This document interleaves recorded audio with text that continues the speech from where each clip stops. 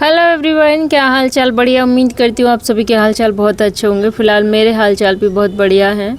तो मैं अभी बात करने वाली हूँ स्नैपी गर्ल सपना के बारे में। आप सब ने उसका वीडियो देख ही लिया होगा।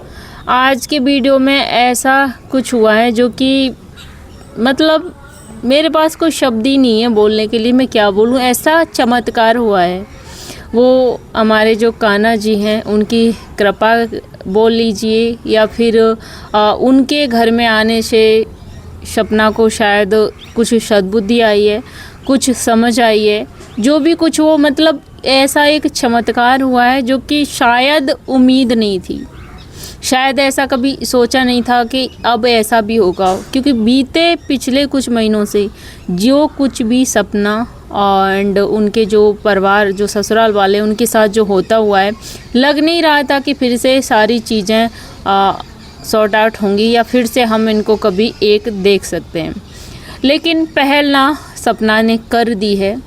आज के इस वीडियो में हमने देखा कि सपना ने एक प्रॉपर वीडियो बनाया है अपने सास ससुर के लिए, जिसमें सपना ने हाथ जोड़कर उनसे माफ़ी मांगी है और अपने घर पर उनको इनवाइट किया है, अपने घर पर बुलाया है। जैसे कि आपने देखा होगा कि पिछले वीडियो में सपना ने बोला था कि वो लड्डू गोपाल लेकर आएगी, उनको गोद ले रही है। वो मतलब अपने घर में लेके आएगी, अपना बेटा बना के और अपनी बेटियों का भाई बना के। तो सपना ने वही किया।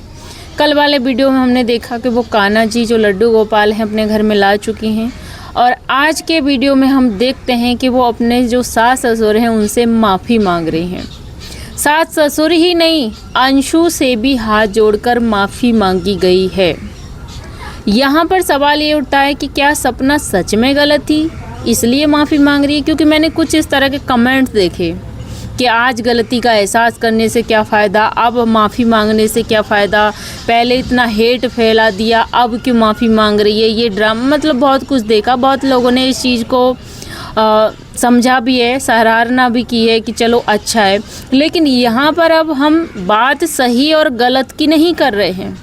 यहाँ पर बात कर रहे हैं हम कि सपना उस घर की बहू, बेटी जो भी हो, सपना छोटी है कायदे में, और उसका अपने सास ससुर के सामने एक बार नहीं बार बार झुकना या बार बार माफ़ी मांगना भी कोई गलत बात नहीं है।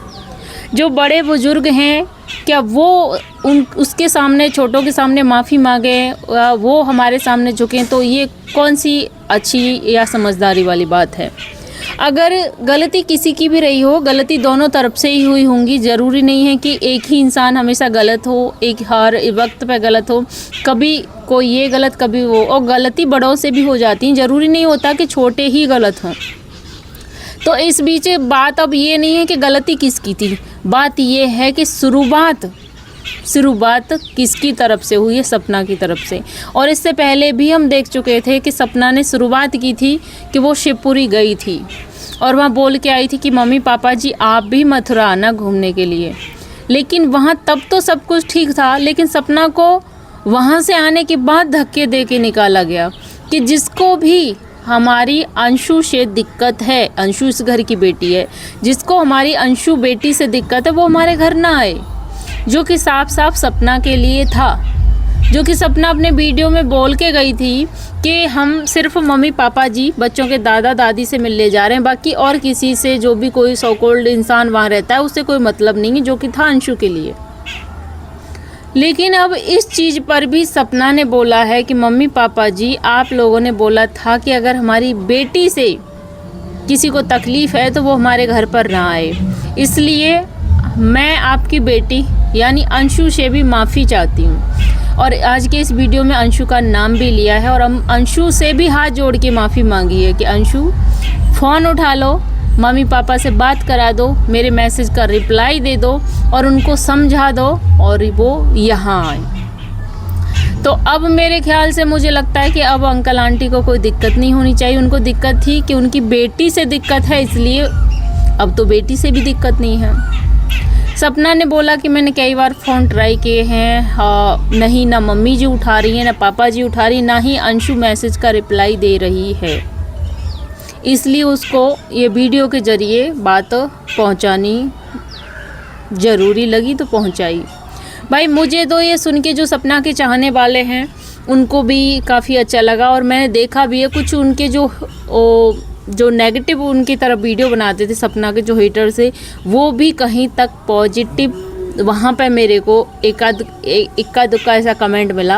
हालांकि पता नहीं उनके रिएक्शन में क्या हो सकता है, क्योंकि सपना कुछ करे इनको अपना एक नई चाल ही लगती है कि अरे इसलिए कर रही है, अरे उसलिए, इसमें भी कुछ अलग ही वो अपना खिचड़ी पका देंगे, शायद इसलिए कर रही है।